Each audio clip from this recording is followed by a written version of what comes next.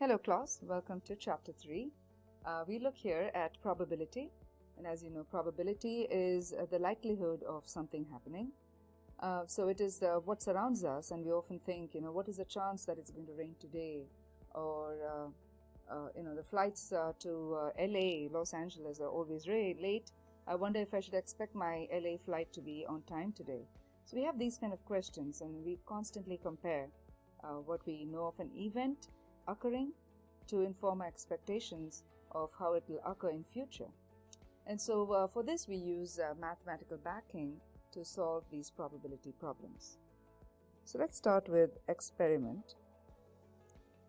I'm trying to provide definitions for some terminology here.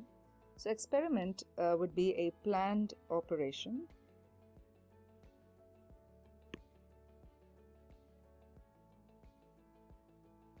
that is carried out under controlled conditions, because it's a planned one, right?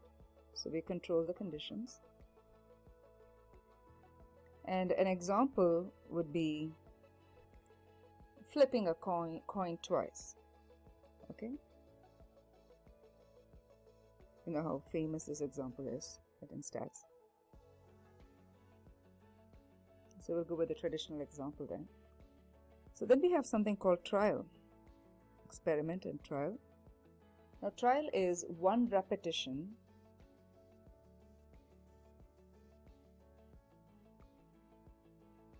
or instance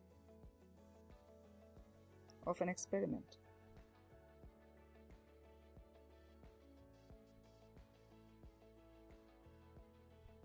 Okay, so let's say in the above example, if flipping a coin twice is an experiment, and this experiment, if it's repeated 3 times, okay,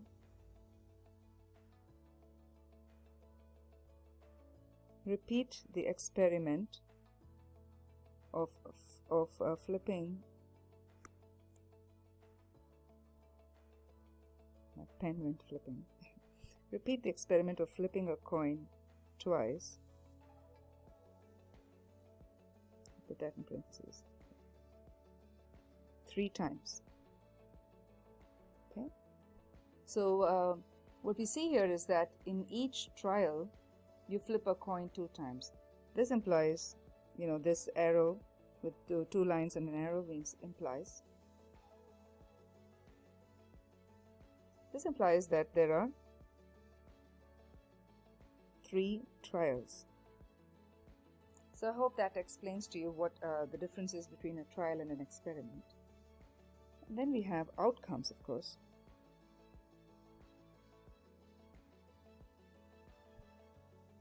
So the outcome of an experiment in probability is that any of the possible results can come out of it, right? So it is a collection of all possible results. So in flipping a coin example, if we flipped it once, right, there are 2 possibilities, 2 outcomes, 2 results. You can either get a heads or a tails. So we abbreviate it as H and T. Okay. So when you flip it twice, then we'll see how that works. So let me just give you a basic example of flipping a coin once. Implies that you get 2 outcomes, head and tail, right? These are the 2 possibilities. There are no other possibilities outside these 2.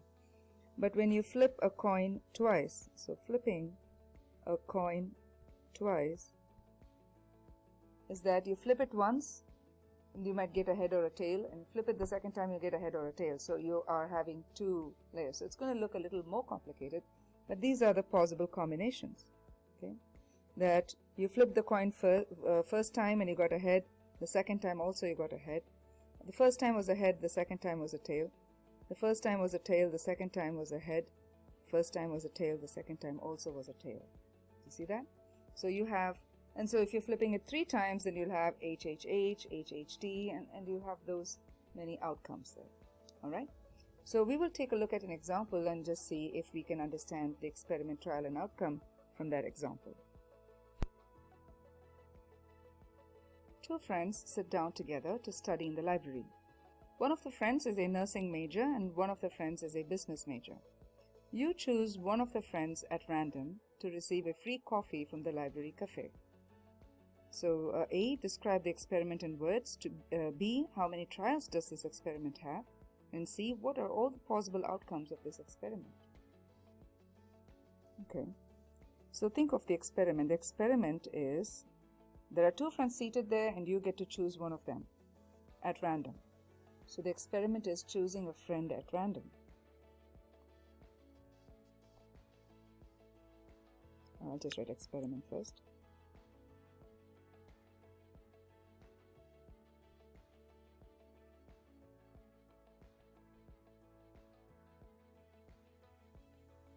Okay, so what is the trial? How many trials do we have? The experiment is repeated only once, right?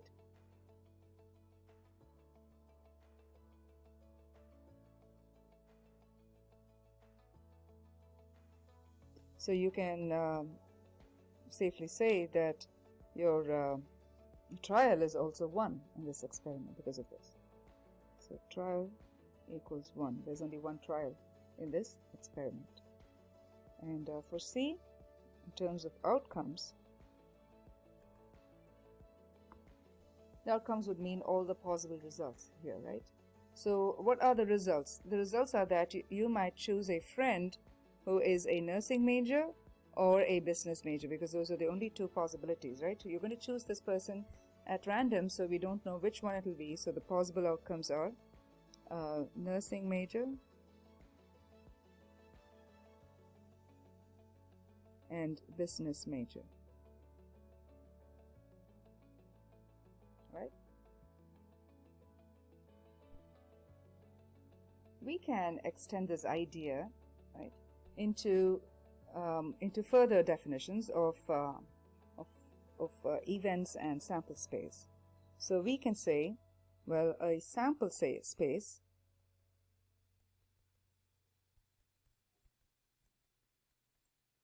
is a set of all possible outcomes. Okay, outcomes are all possible results, and if you have a set of all possible outcomes of an experiment, then that would become your sample space. Okay, set of all possible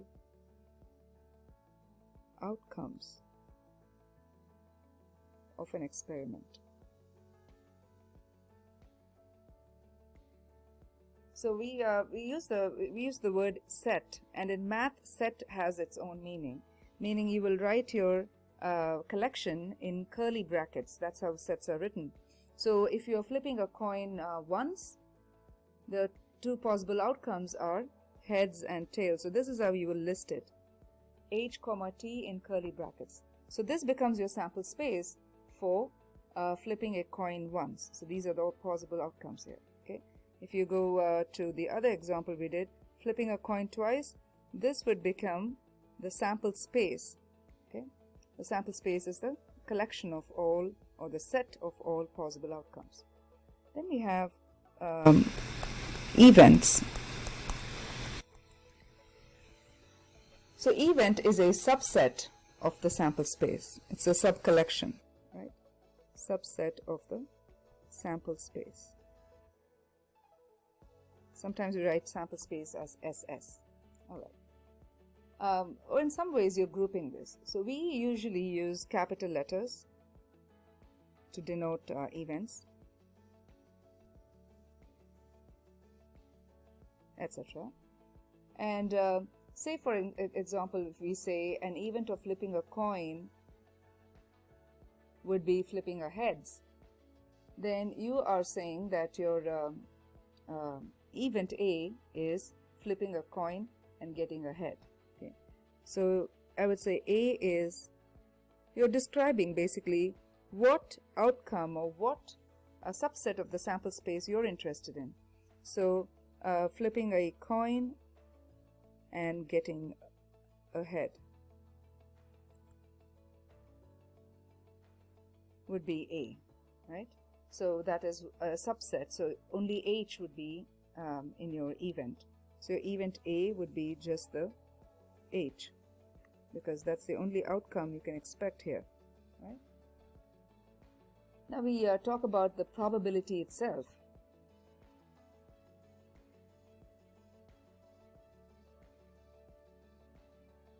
So we say, what is the chance of getting a head when I flip a coin? So if you were to ask that question, we're interested in the question, then we intuitively say, well, there's only one head you can get, and there are two possibilities. It can go head or tail. So you say it's a 50% chance that you'll get a head. We get this understanding intuitively, but I'm going to structure this for you, statistically. So probability is a measure. Measure means some numerical quantity in this case, right? Measure of a particular event happening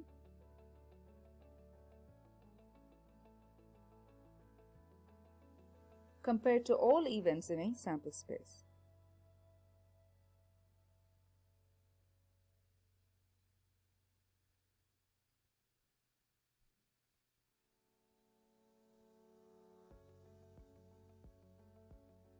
So we usually denote it as P of A, meaning in this case let's use the A description from the previous definition, event A. This would mean probability of event A. So what is the chance that event A happens? That's the question.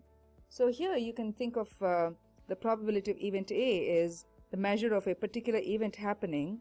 So you want one head, right, to all events in a sample space. So there is only one element here. So there's only one element, right, one count here. And here you have 2. So there is only 1 out of 2 that you can expect, right? So that's going to be 1 out of 2. So you can either write it as a fraction like this, or as a decimal, or as a percentage, 50%. This is what we got intuitively, but we are trying to describe it to you as the number of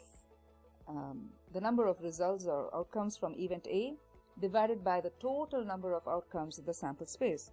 So we had one event in A, and we had one outcome in A and 2 outcomes in the sample space. So we got this.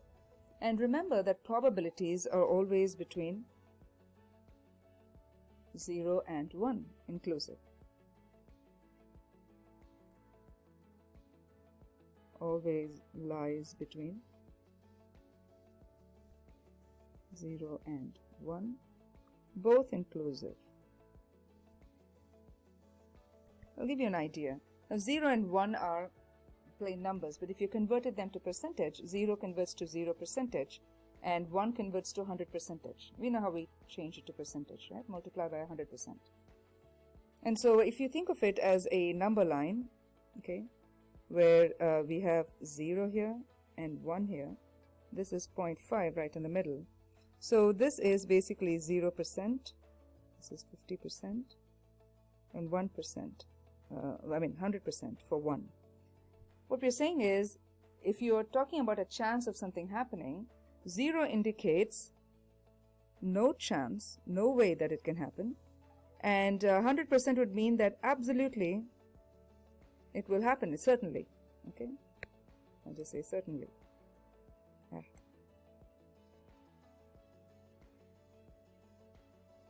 So there is no ambiguity there, you know absolutely that's going to happen. So 0 is no chance, certain is 100%. So in between, 50% is, we're not quite sure. So the more you hover in this region, it's an unlikely situation, unlikely. The more you hover in this area, if your values are 0.7, 0.9, that is more likely that the event will happen. So you cannot have negative probability because it makes no sense to have negative percentage. You can't have anything more than 100% because 100% means it's all of it. So how can you go beyond it? How can you exceed that? That's the reason why your probability always lies between 0 and 1.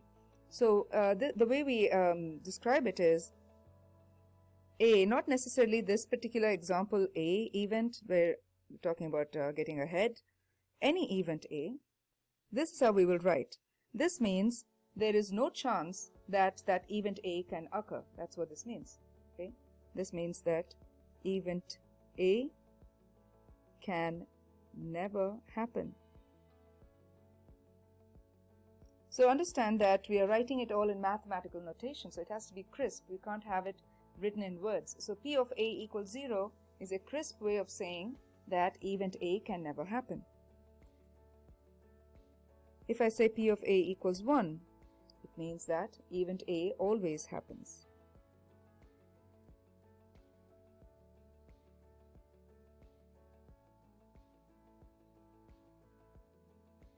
And we just saw that if we had it as 0.5,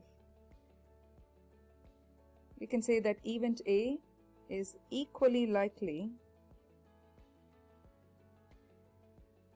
to occur or not to occur.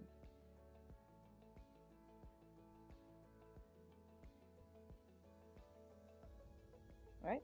Because that's what we mean by 50-50 chance. So that's how we kind of describe sample space and probability. Let's take a look at an example. So if you look at this example, a fair coin is flipped twice. The sample space, describe the sample space, the event A of getting a heads on the second coin flip, the probability of A denoted by P of A, and the likelihood of A given P of A. So let's start off with A, sample space. We discussed this before, so it's sort of going to be a little easy here. So we're flipping the coin twice. So the first time we flip it, we might get a head, second time also a head and then a tail, or a tail and then a head, or a tail and a tail, right? So we have 4 outcomes. B, A is given to be the event. Because I write capital A, I don't have to say event A because I write it as using the notation. So A is getting a heads on the second coin flip.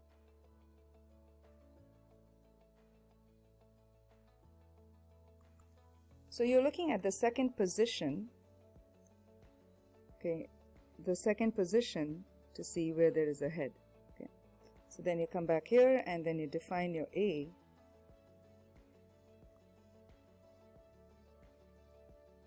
to be HH and TH. Okay, you're only focusing on the second coin flip and focusing particularly for the looking for the head. All right, so we have 2 outcomes here. C, it says find the probability of A denoted by P of A. So P of A is probability of A. Probability of A, as per the definition, is the number of outcomes in the desired event divided by number of outcomes that are totally out there, that is your sample space. This is intuitive, right? This is how you can think about this. So then you have 2 outcomes from event A out of the 4 outcomes in the sample space, which comes back as half. So again, you can leave it as a half, or 0.5, or 50%.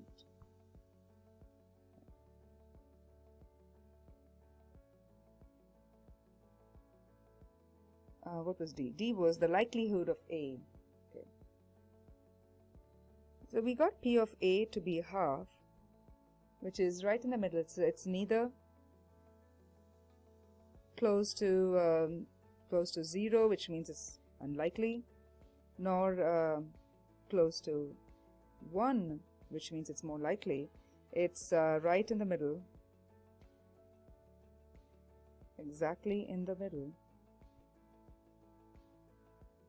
So then all you can say is you can conclude by saying that event A, so you don't have to repeat the entire event.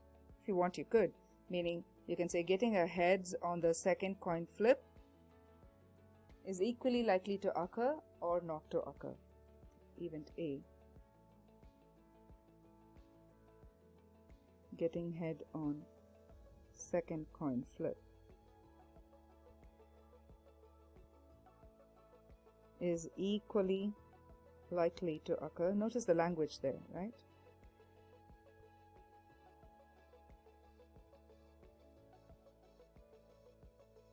Or not to occur. Let's take a look at tree diagrams. As the name says, it's a diagram, it's some kind of a graph. It's a special type of graph that will help you to visually determine the outcomes of an experiment. It helps determine the outcomes of an experiment.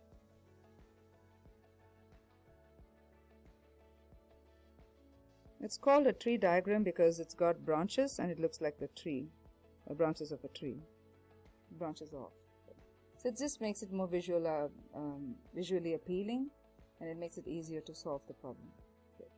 So here comes our example. Here is a delicious problem. So an ice cream parlor claims to have more than 14 possible sundaes, and their slogan is, "Try a new one every day for 2 weeks." Two brothers visit the shop to test out this claim. They are presented with the following menu. For each sundae, a customer is allowed to choose the number of scoops, one flavor of ice cream, and one topping. The brothers quickly map out all the possibilities for a sundae using a tree diagram. How many possibilities are there for a sundae? All right. Well, you have it in a chart form and a tabular form, but it's kind of hard to see all the combinations that are possible because the chart is pretty, it's well summarized that you really can't see the full extent of it. So this is where we make use of the tree diagram. Okay. So what we're going to do is we're going to start off with the three possibilities that we have at hand. So let's take the number of scoops.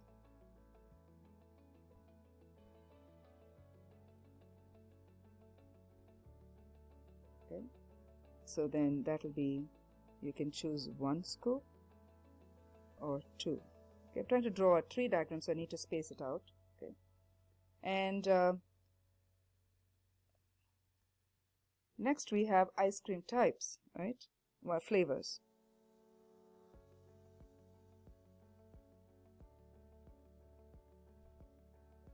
For sake of space, I'm going to write them in shortcut. So we have vanilla, chocolate, strawberry. So if you choose 1 scoop, you still have the choice of these 3 flavors. Likewise, if you go with 2 scoops, you can have 2 scoops of vanilla, chocolate, strawberry. Okay. And then the third option is that you get to choose toppings, 1 topping, right? So let's write toppings. So remember again, a customer is allowed to choose the number of scoops, 1 flavor of the ice cream, and 1 topping. Okay, let's keep that in mind. So, in vanilla we can have rainbow sprinkles or fudge sauce. Chocolate, same thing, rainbow sprinkles or fudge sauce.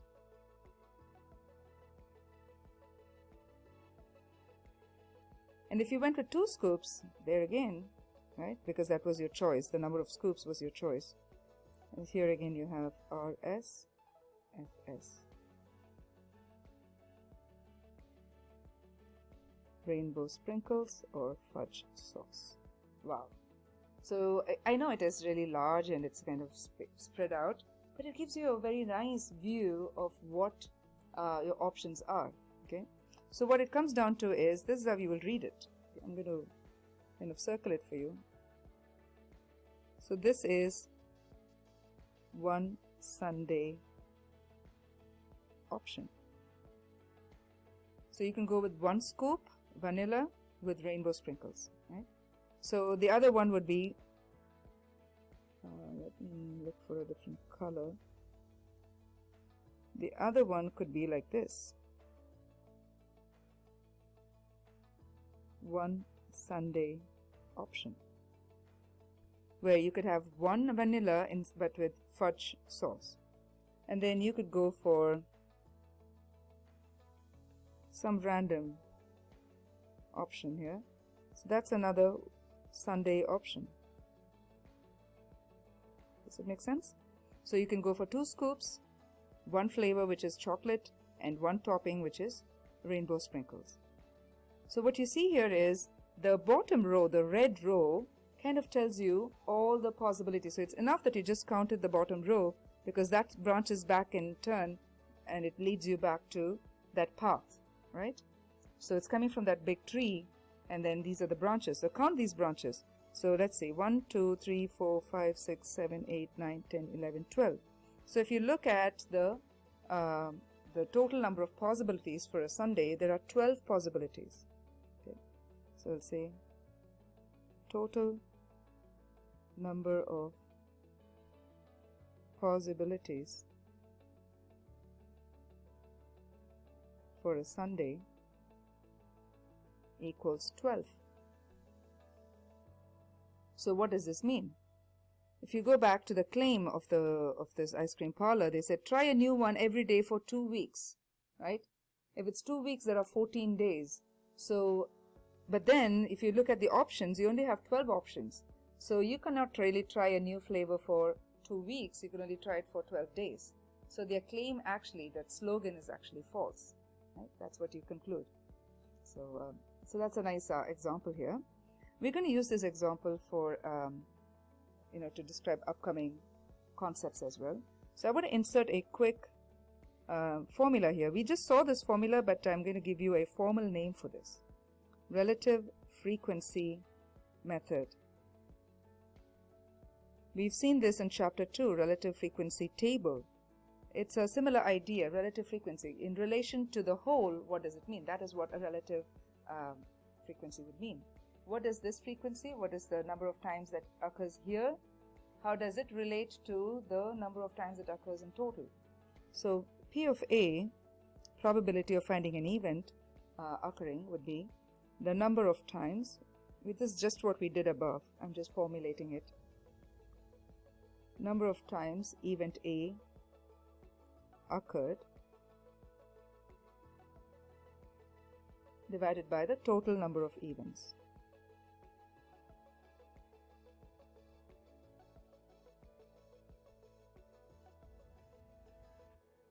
In the sample space, SS.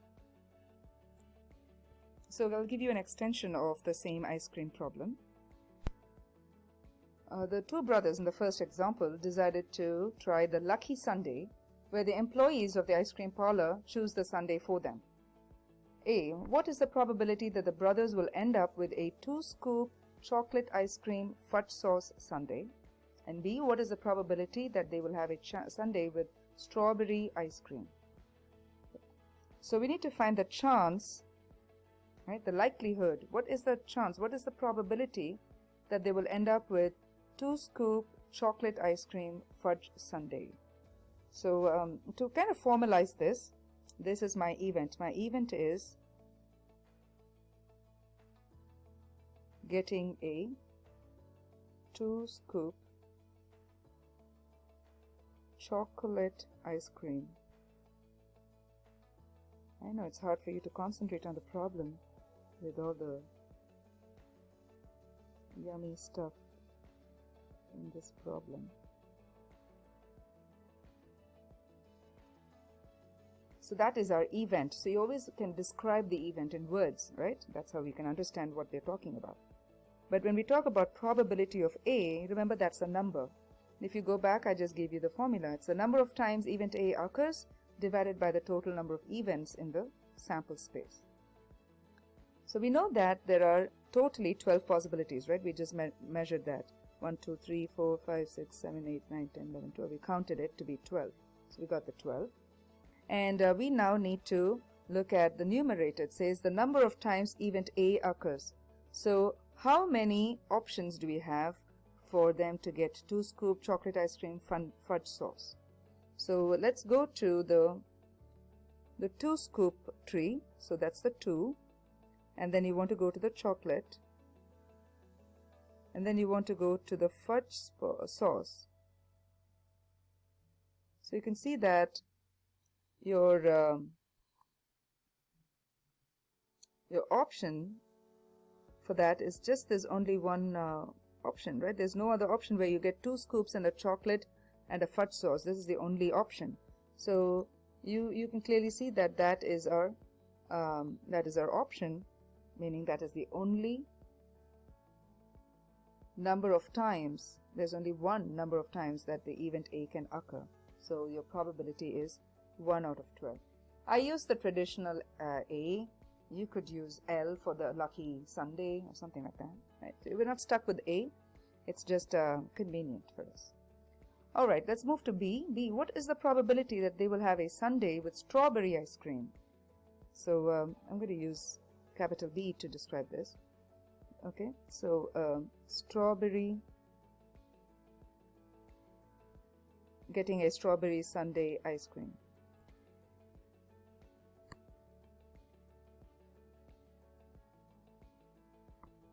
So for that, we have to understand that the condition does not say how many scoops. It does not even say what toppings. It only gives the flavor of the ice cream. So then we have to go back and see what are the options then for selecting that. So now our focus is only on strawberry. So I'm looking at this option strawberry here and this option strawberry. So there are 2 trees that it really leads to, right?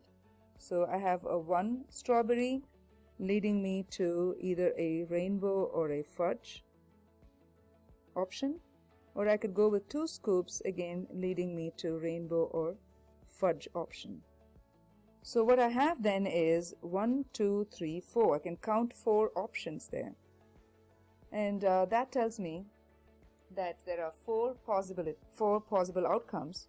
So if I were to put this in like a set notation for us, right, it's kind of hard to do that, but I'll just say 1 strawberry rainbow sprinkles, 1 strawberry fudge sauce, 2 strawberry rainbow sprinkles, and 2 scoop strawberry fudge sauce.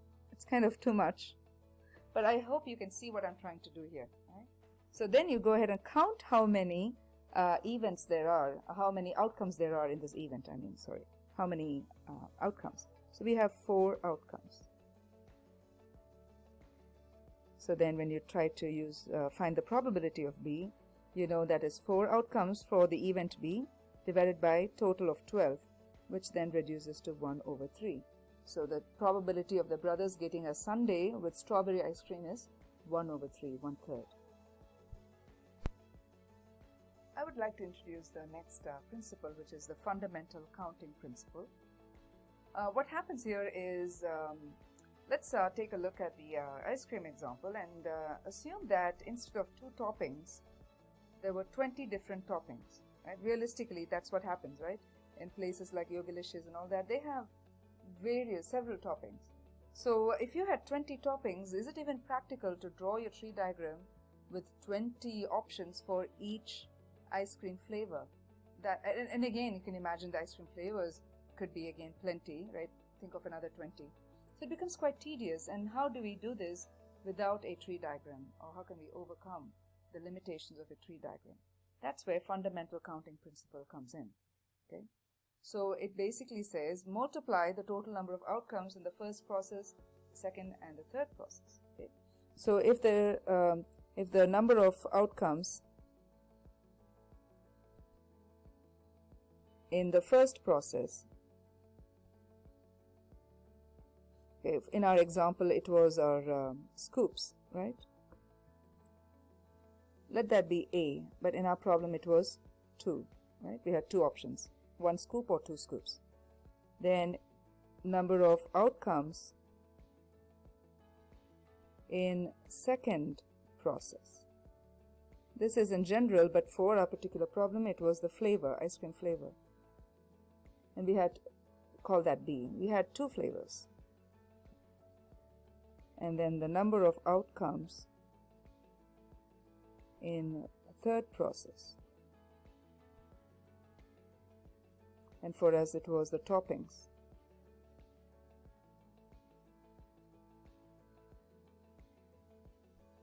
Yeah, So let me call it C, I'm sorry, C, and that was 2.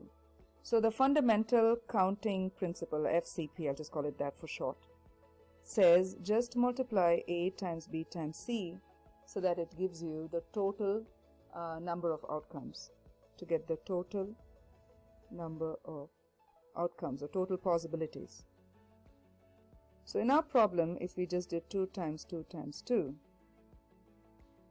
okay, I feel like I'm missing something. Was there? We had three ice cream options. No wonder it didn't match up. So we had 3 ice cream options: vanilla, chocolate, and strawberry. Sorry about that. So I'm going to change the flavor to 3 here, and that will fix it for us. So that's going to be 3. So 2 times 3 is 6, 6 times 2 is 12, and that's what we got from our bottom row, isn't it? So we had 12 possibilities from the tree diagram, and that told us that this was the total number of possibilities for creating a sundae. And so this is a quicker process for us, isn't it? So then we'll take a look at the next example. I'm going to take you from ice creams now to pizza. Okay. A local pizza parlor claims that they have over 100 pizza options and advertise a pizza for everyone. A group of friends visit the pizza parlor to check out their menu, and they find this on the menu chart. And it says to make a pizza, each customer must select one option from each menu column. Okay, one size, one sauce, one cheese option, and one topping option. So A, are there over 100 pizza possibilities? B, what is the probability that a randomly selected pizza by the group of friends will have pepperoni on it? Okay. So you can do the tree diagram, but you notice that it's going to be tedious. So the best way is to see how many processes we have. So how many steps? We have 4 options, 4 steps to create this pizza, right? So the number of outcomes in the first process is the size, right? So I'll say 3. 3 options. For the sauce, 2 options. Cheese, 3 options. And toppings, 6 options, right? And if you use the fundamental counting principle, it makes our life so much easier. Fundamental counting principle says multiply each of their total outcomes for each column. So just to help us see this, it's going to be size times sauce, number of options under size, number of options for the sauce, times cheese, times toppings. And that comes out to be 3 times 2 times 3 times 6. If you multiply this out, you get 108. So are there over 100 pizza possibilities? Yes, we do have more than 100 pizza possibilities. B, what is the probability that a randomly selected pizza by the group of friends will have pepperoni on it? So you have to first understand what the event is, right? So let me call it as A. A is getting a pizza. I remove all the clutter, so it just means getting a pizza with pepperoni on it. So what this means is it doesn't matter the size or the sauce or the cheese. There was no specifications on that, on any of those. It was just the pepperoni. So if you think of it, pepperoni is one of 6 available toppings. So if we were to draw a tree diagram, right? So for every final row, the last row of branches, right, there would be a pepperoni. So you have then, you know, the probability would come up as 1 out of 6. Right? It will be 1 out of 6. So if you want, you can draw the diagram to get this, or you can visualize it, which is a whole lot better. To kind of help you here, you know, to visualize this, I just want to go ahead and kind of explain here. I did explain, but I just want to show, if you were to write this out, how would it be? So you can see that we have 108 options, right? 108 options. So I'm just going to show you how tedious it can get if you cannot process it in your mind, but if you have to see it written down, it's a little time consuming. If you have the time to do it, that is totally fine. Okay, so now I have to set up 4 of these options, right? So small, garlic, mozzarella, pepperoni.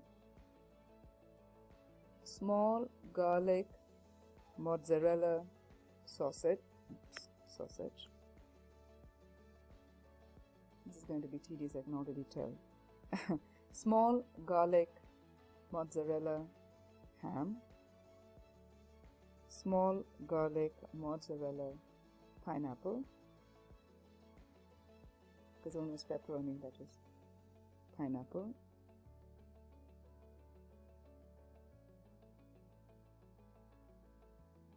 Small, garlic, mozzarella, onions. Small, garlic, mozzarella, peppers. So I'll just say PS for peppers. Okay, this was just the first branch, right? This came from the first tree, I could say, right? And then so we move to the second tree. So anyway, this was an example for you to see how when we list it, it's going to be like that. So you're going to have a lot of lists, and then in fact this goes on, and maybe your last one would be large marinara parmesan, and then peppers. Okay, so we need to know how many there will be. Okay, you can actually figure that out. But if you were to do the tree diagram, you can imagine that you would have small, medium, large, and small would have garlic and marinara, and then garlic would have mozzarella, provolone, and parmesan, and then mozzarella will have 6 of those. Can you see what I'm trying to do? It's driving me crazy.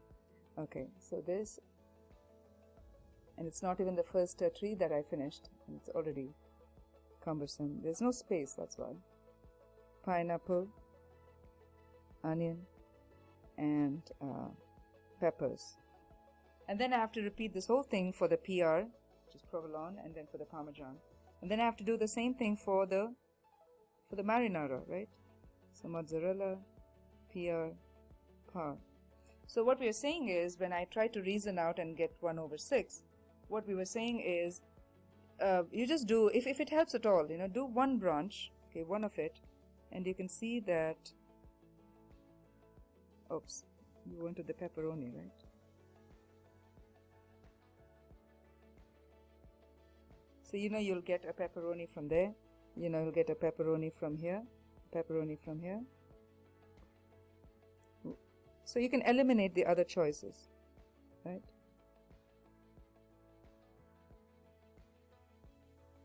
And then here too, you get a PE. So if you were to count that, okay, if you were to count that, you can see that actually speaking, and you have to do this for M and L, right? So try to see how many you'll get from the first one alone. Okay, and this is a PE. So 1, 2, 3, 4, 5, 6. I get 6 from the first one, right? 6 options. So 6 times 3, that's the same thing I'm going to get from M and from L. So 6 times 3 is 18. So if you did this, you should get 18. If you listed it out like that, if you did the tree diagram, you should get 18. A. So 18 outcomes. So if you did the P of A, it's a total number of outcomes from A, which is 18, divided by the total overall outcomes, which is 108. Simplify this, okay? 9 times 2 is 18, 9 times 2 is 12, 1/6. So you get 1/6 from doing this, okay? So I just wanted to kind of show it to you that even though it's cumbersome, you still have ways to overcome that. If you still like to do the tree diagram, make sure that you understand the process and do it for one of them, and multiply it by how many ever options you have, how many ever trees you will create from the first process. Okay.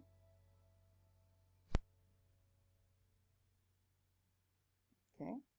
So Cynthia is looking to hire 2 new employees, and all applicants are either from Reading, Pennsylvania, or Bethlehem, Pennsylvania. So for Reading, for that city, they call it R, and for the other city, they call it B. Okay. She randomly picks 2 applicants from the entire set of applications. They're looking to hire only 2 of them, so she's randomly picking them. And the tree diagram below shows the probabilities of the different outcomes. Okay. They give us the information on the probability already, so that's good. And then, based on this diagram, what is the probability of hiring 2 employees from Bethlehem, Pennsylvania? Okay. What is the chance of hiring 2 employees from Bethlehem? So for that, again, look at your tree diagram and try to trace out the option that provides you to choose someone from Bethlehem the first round, and also from Bethlehem the second round. So if you look at this R branch, you know that is kind of ruling it out because you don't have the Bethlehem there. So then you're looking at this B, and that branches to R and B, but you want the second one also to be B, right? So the first applicant is from Bethlehem, the second applicant is also from Bethlehem. So look at the given stated probabilities, and then use that to compute your probability. Okay. So the probability of getting 2 employees from Bethlehem is 7/11 times 6/10. Doesn't matter what those numbers are, we are able to use the probability information that they've given us. So that's going to be 42/110, which reduces to 21/55. You can leave it as a fraction like this if they wanted, or you could convert it to a decimal or a percentage and go further and explain the percentage as the probability as a percentage. Here usually the homework problems will ask you to leave it as a simplified fraction, so you cannot use a decimal answer generally. So this is an example of how to leave it as a fractional answer. Let's now discuss about basic probability distributions, and for that I want to define what a random variable is. Now in math you have heard about random variables. It's a similar concept, just that we're going to see it in terms of the experiment. So the random variable is denoted by an x, capital X. Okay, here it's case sensitive, as you've seen. Like for instance, the size of data variables for a sample would be small n, and for a population would be capital N. So it's case sensitive. So use capital X for random variable. Small x is reserved to indicate data variables. If I say x's, all x's, small x's, I will be talking about data variables, data values. Okay, so I'll just say capital X.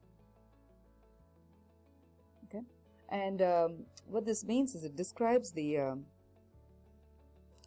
describes the outcomes of an experiment.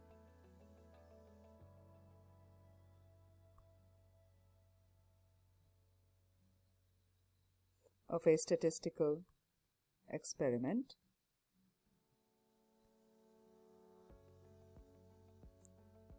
Then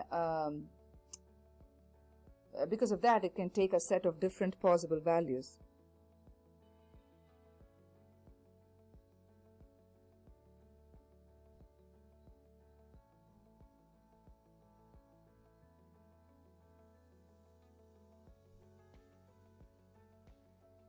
So let's take an example, okay? Now think of this experiment where you're flipping a coin, right? So I'll just write here, flipping a coin. So one coin would be these outcomes H, T. Right? So if I said the random variable, okay, so if my random variable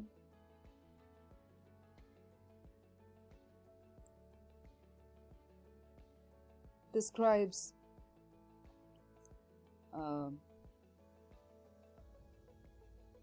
in this experiment, okay, if it describes the number of heads obtained in 2 coins, right?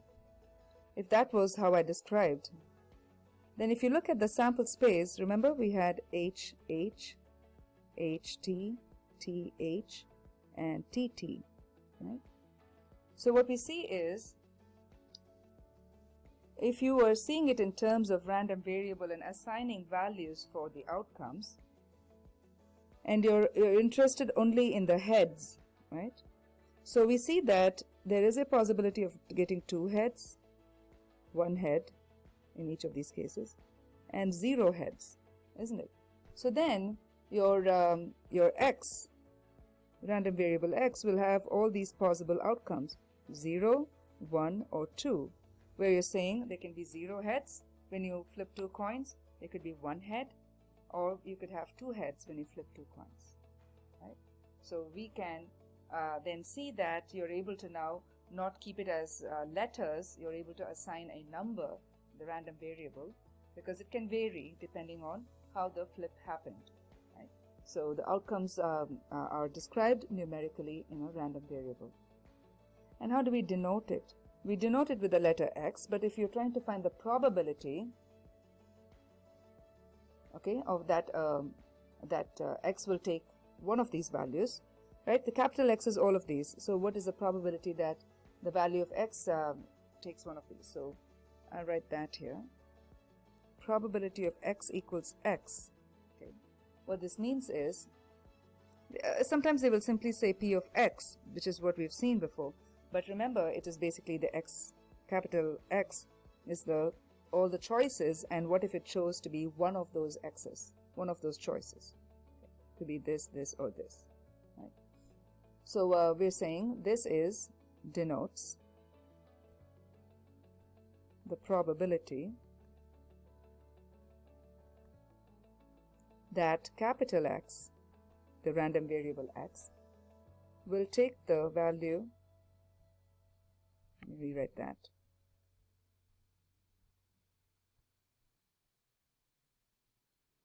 of small x in one trial of the experiment.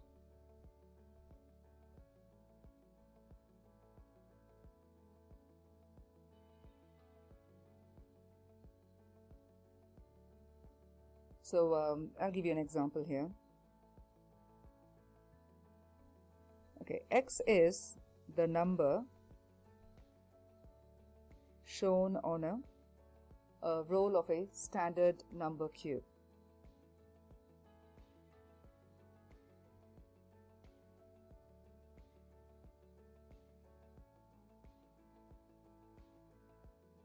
You know, the die, basically.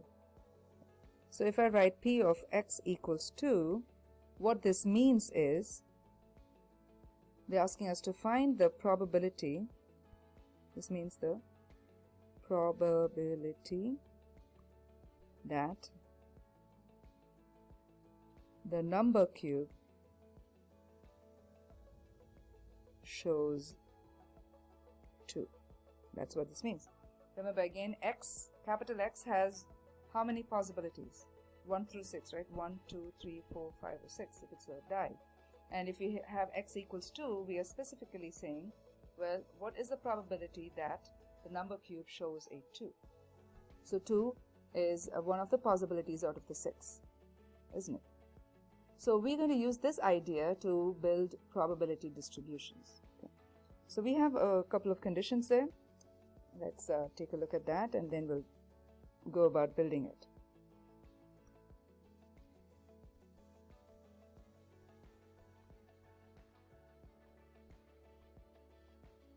So it's a chance, what is the probability of each of these random variable values occurring, right? And so for that, we have the first condition where it says each probability P of small x, right? because it's one of those values, must be between 0 and 1. We've seen this before. No matter what it is, if it's a probability, it must be between 0 and 1. But this is how we write it, in a mathematically mature manner, where you say p of x must lie between 0 and 1, 0 and 1 included. 0 means absolutely not going to happen, 1 means absolutely going to happen. And then it says sum of all the probabilities is 1. So remember the notation we use the summation symbol, right? So the sum of all the p of x's must be 1. You'll understand this when we look at the upcoming example. So here we have a distribution, and it says, is the following a probability distribution? So recall we had those two conditions, right? That each probability must be between 0 and 1, and that the sum of these probabilities should add up to a 1. So if these two conditions satisfied, we know that it's a probability distribution. So condition number 1 is that each probability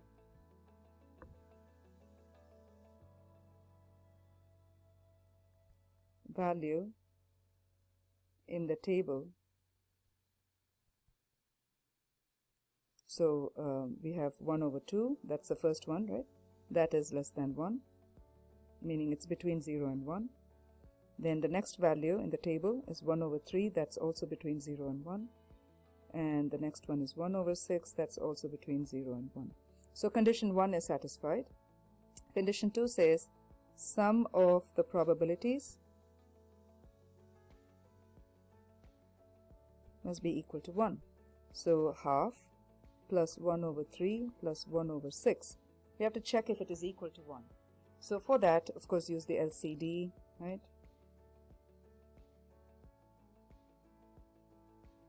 So that will give you, where are we? 3 over 6 plus 2 over 6 plus 1 over 6. Use LCD to convert all your denominators to be the same, because you can only do it with like or common denominators. And that will, now you're free to add the numerators freely.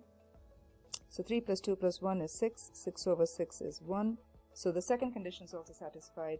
So you can say yes, it is a probability distribution.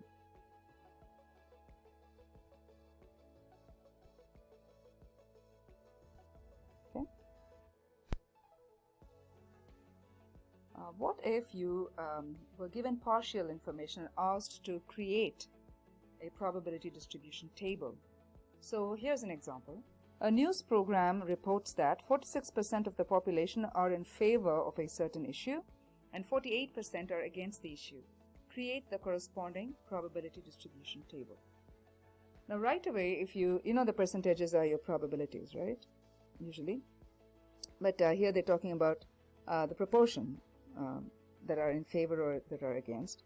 So if you look at this 46% and the 48%, right? They were in favor, so these people said yes.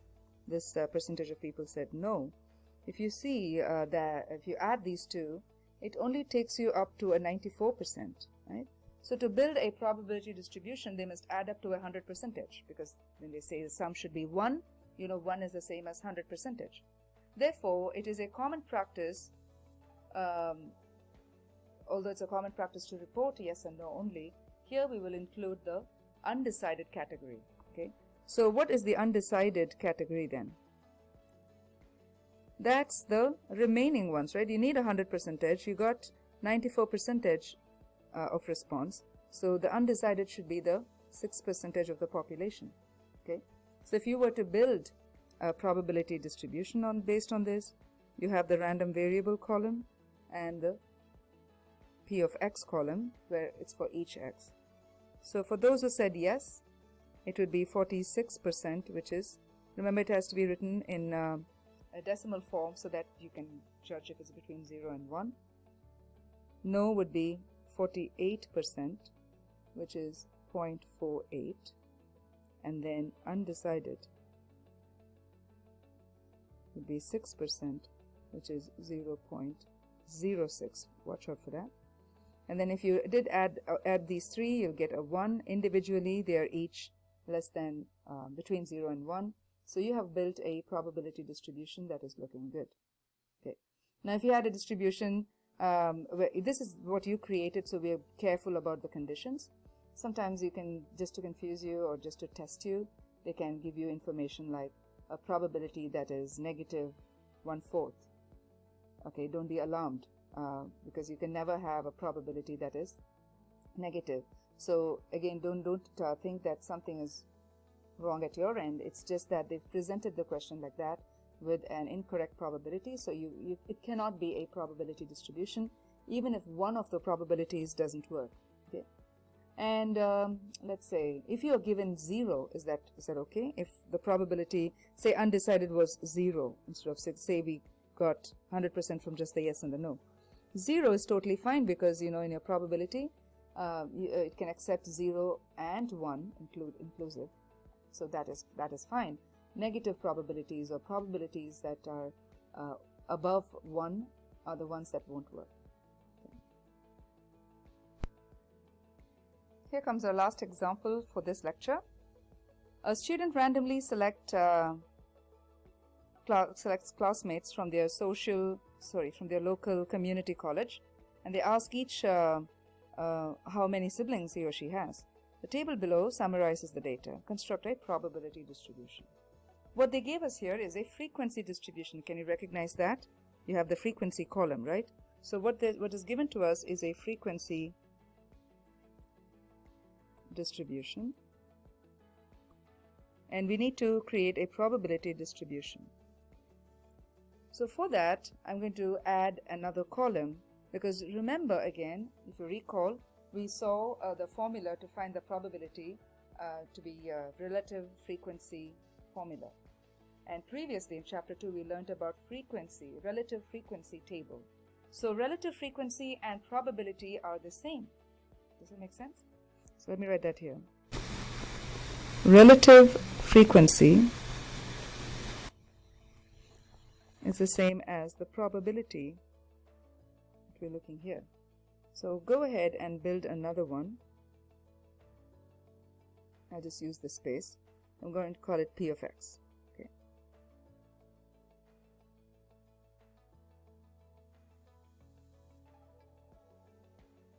So that, you know what, actually it's too small for me, but I'll just try to write as best as I can.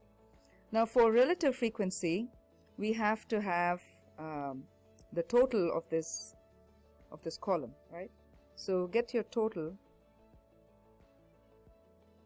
and that will be 40. Summation of F will be 40. Okay. So relative frequency says take the current frequency in that class and divide it by 40. Take the next one, 17, and divide it by 40, and so on. So because it's too restrictive there, I'm going to just do the F and the P of X alone, so it's easy for us to see a little bigger.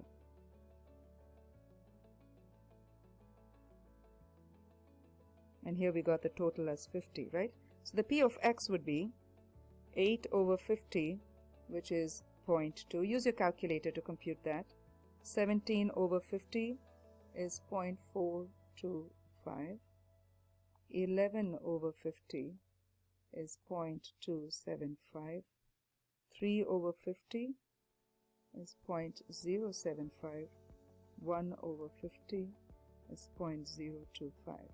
Now, of course, each of them are less than 1, between 0 and 1. If you added these, you'll get a 1. And so you can see very, very clearly that you can build a probability by using the relative frequency formula. So I just want to write here that this is the same as relative frequency, which says take the frequency for that particular row divided by total frequency, which is the same as take the number of outcomes and divide it by the total number of outcomes. That's the formula we learned here in probability. So we were able to build a frequency distribution from a we could build a probability distribution from a frequency distribution, right?